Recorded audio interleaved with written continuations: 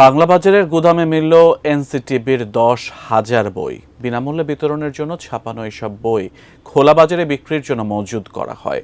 এমন অভিযোগে দুজনকে আটক করেছে পুলিশ। এনসিটিবির কেউ এই মজুদদারির সঙ্গে জড়িত কিনা তা নিয়ে তদন্ত করছে পুলিশ।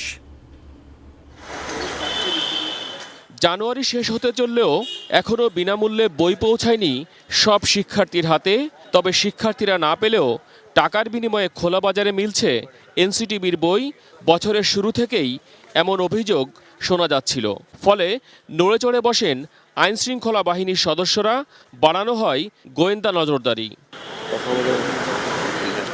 মূলত খোলা বাজারে বিনামূল্যের বই বিক্রিতে জড়িত কিছু অসাধু চক্র, তেমনি দুজন সিরাজুল ইসলাম উজ্জ্বল ও দেলোয়ার হোসেন।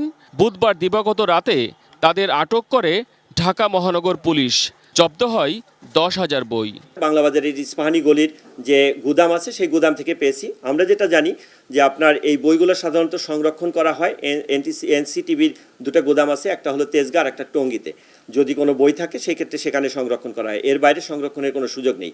বাইরে যেখানেই সংরক্ষিত থাকুক সেটা আপনার অবৈধভাবে সংরক্ষণ করা হয়েছে মর্মে আমাদের কাছে প্রতীয়মান হয়েছে।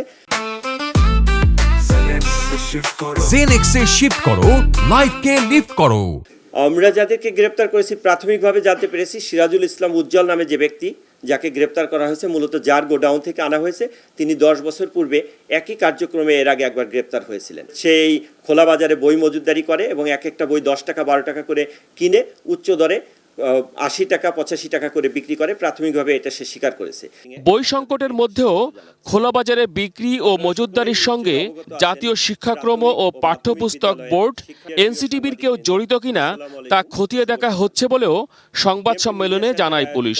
এটার সাথে অন্যান্যদের যে সংশ্লিষ্টতার যে বিষয়টা বললেন সেটা তদন্ত সাপেক্ষে যদি কারো সংশ্লিষ্টতা থাকে তারাও আইনের আওতায় আসবে। আর কারা কারা এই ধরনের কার্যক্রম করে আমরা কিছু নাম পেয়েছি এবং বিতরণের ক্ষেত্রে, পরিবহনের ক্ষেত্রে কারা এই অনিয়মের সাথে সংশ্লিষ্টতা আছে তাদেরও কিছু নাম পেয়েছি। তাদেরকে আইনের আওতায় আনার বিষয়টা আমাদের প্রক্রিয়াধীন রয়েছে।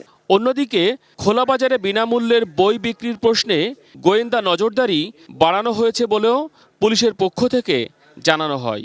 আমরা ইতোমধ্যে কিছু সিন্ডিকেটের নাম আমরা পেয়েছি, তাদেরকে আমরা আইনের আওতায় আনবো। মহসিন কবির, এটিএন নিউজ, ঢাকা।